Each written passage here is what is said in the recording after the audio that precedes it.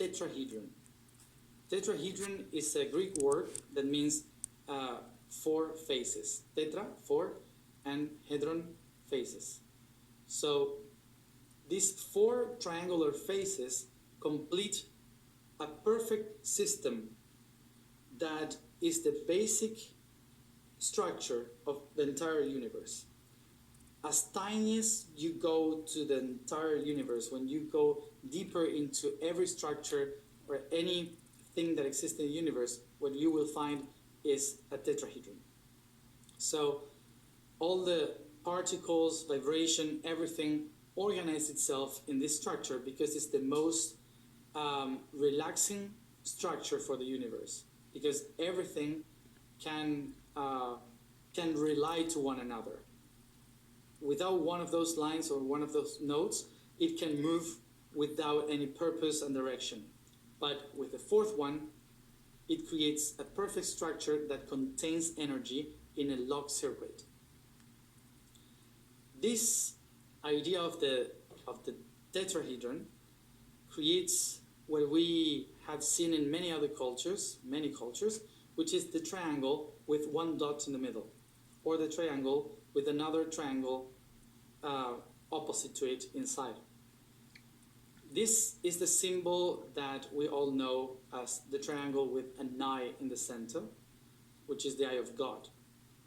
Is actually, in 2D, we see it like a triangle with one eye or one circle, but actually is a tetrahedron. So when we see it in 3 dimensions, we see the tetrahedron in different positions. So this structure of unity projected into these 3 aspects of creation can be also polarized, because unity creates division, so diverse. So if this unity is the self, the being, when the being goes out of itself, it will create the action. Immediately, the self becomes action. The meditation transforms into activation. And that's what we call the first subject making the first action, which is I am. The being of the universe is universe as I, the one, but then projects itself into action by creating, manifesting the idea of being. So that's why the first being of the universe, I, will project into the action of to be, which is am. So I am is the first concept of this universe projecting itself towards the outside. So the I projects itself in vibration, generates energy through vibration, and manifests matter from that. And in front of it, in the other side of the triangle, what we have is the verb, the action, the am.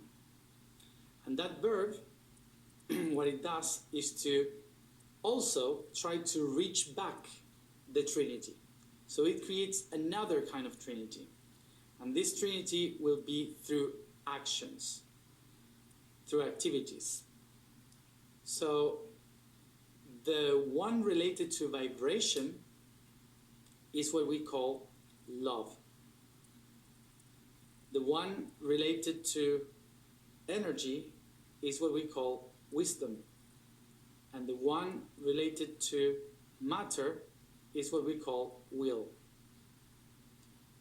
These are the 3 aspects of action, meaning that in the time that the unity creates the reality, this reality is going to be understood by taking action and coherence.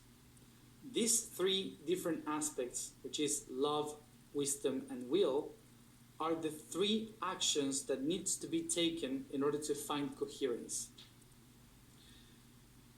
So basically, the unity with its trinity of creation is the first tetrahedron. And the action with its trinity of activities, these other 3, is the other aspect of tetrahedron. We have one negative and one positive, one that is inside and the other one that is outside. What do we have from that? We have two tetrahedrons that will merge to one another. These two tetrahedrons will merge because they are also positive and negative, and they try constantly to get closer to one another, to attract to one another. So I am, you are, he, she is, we are, they are, you are. All of that is together. They're trying to find the subject and the action together. That's why the universe basically summarizes itself into I am. It's the two options, one creating the reality and the other one putting the reality together to come back to unity. This creates the two tetrahedrons that we call the twin flames. Why do we call it twin flames? Because the tetrahedron is the shape of fire. Fire being the first element in this creation, because when everything resounded and exploded, the first element of being created was fire, was the reaction of all this energy together, manifesting the light. The tetrahedron starts to manifest the light, moving into spirals, because when you put one tetrahedron aside the other, creating a constant pattern of tetrahedrons, what you have is a constant spiral. So following the lines of every tetrahedron together in a line, you create the spiral of light, or the DNA. This element is called the fire element. As later, when the other elements will appear, when the other geometries will appear, will be called according to the elements that are starting to exist, like an hexahedron being the minerals, the dodecahedron being the water, and so on. The tetrahedron here represents the fire also because the shape of the tetrahedron reminds you of a flame. It's a trine flame because it has three triangles. This trine flame represents vibration, energy, and matter, and on the other triangle, on the other tetrahedron, it represents love, wisdom, and will. So these trine flames together creates the twin flames. They reflect to one another. And it's something that usually people call today as someone that completes you, someone that has the inner fire of the soul, like a twin soul, like someone to relate to as the other one that completes me. But actually, it's a very romantic idea of what actually the system is, because the twin flame is actually our own system of energy. The reason why we expect for someone else to be that twin flame that we are looking for is because usually, because of we are all part of a network, other people around the world has some codes to ignite that fire on us. So it's not that the other people complete us, it's that the other people or some persons around the planet has the tools or the vibration, the resonance to set fire on our own tiny spark. So sometimes that spark is very low, in a low frequency.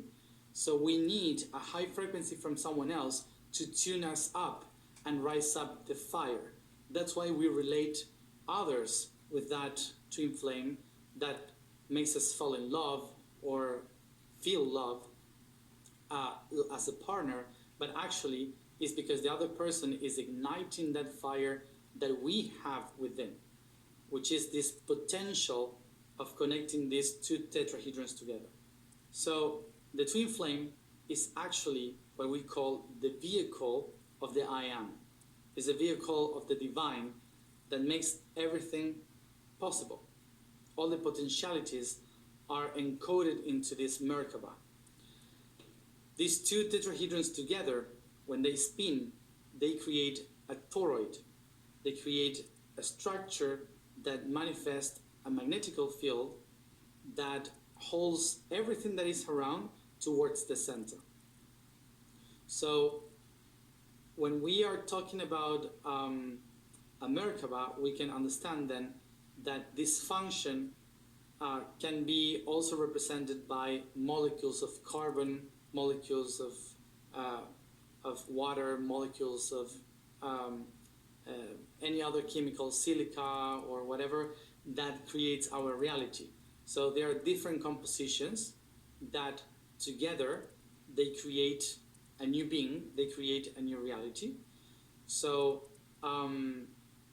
so from the tiniest realm in the atomic realm towards the highest one in a galaxy, what we will see is a Merkaba pattern connecting everything around and holding a center, a core, which for the galaxy is a black hole in the center, and for us is the tiniest part of our heart.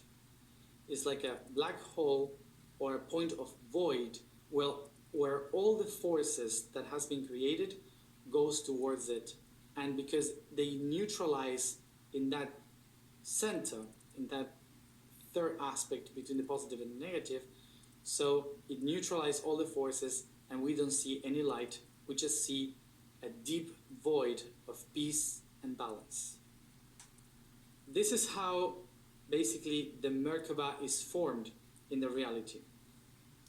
How vibration manifests the energy, and the energy, the matter, in order to create a structure, a pattern that can hold the energy of the one, of the unity.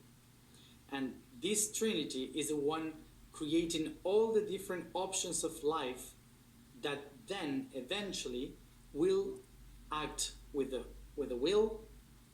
will act with the wisdom, and will act with love. So what are these three? Because the universe expresses Trinity in a way that is much more scientific, let's say, because it manifests through measurable aspects like vibration, energy, and matter. But why those who take action has its Trinity in three philosophical aspects? Well, basically because love is a translation of the vibration in our bodies. Love is a chemical reaction of vibration that connects us all and maintains us all in the same frequency. So love is not different from vibration. We don't have only one type of love. We have all the different types of love according to different frequencies. There are also low frequencies of love that we call hate, fear, or we have high frequencies of love which we call joy, ecstasy. So these different types of love that can be many, as many colors can exist too, are the different types of links of energy and bounds of energy that connects us all to be one. So usually when we say, when we want to activate the Merkaba and to activate our vehicle of light, what we say is that love should be unconditional.